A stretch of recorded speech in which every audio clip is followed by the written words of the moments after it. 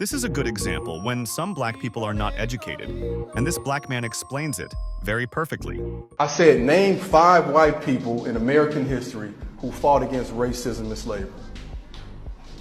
I can't offhand, but I can name a few 100,000 that died trying to end it. You know, there was a war, the Civil War, and hundreds of thousands of white people died trying to end it, so that's a stupid question. Not to mention, why is it that you always bring up racism as if there's no other evil and there's no other bad things that go on? Oh, racism, racism, racism. You realize that racism isn't the be-all, end-all for evil?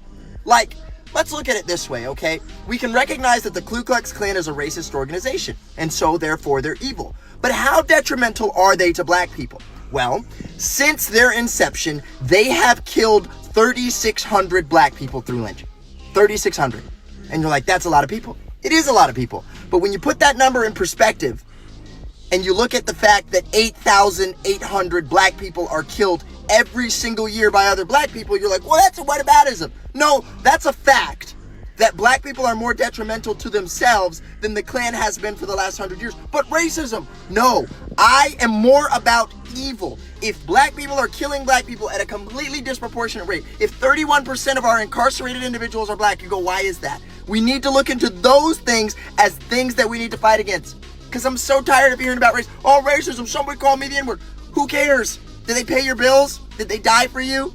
Are they your mom or dad?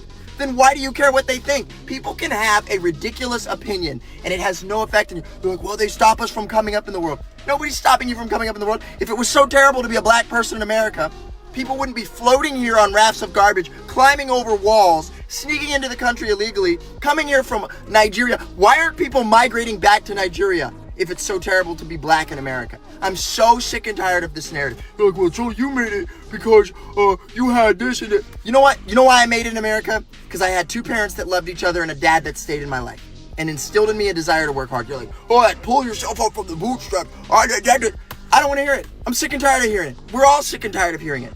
At the end of the day, it's just as hard to be whatever you are in America as black. And up until very recently, there were a lot of privileges afforded to black people that weren't afforded to other people. And thank goodness Trump decided to do away with some of this DEI nonsense, because that's real equality and that's racism, treating people differently because of the color of their skin.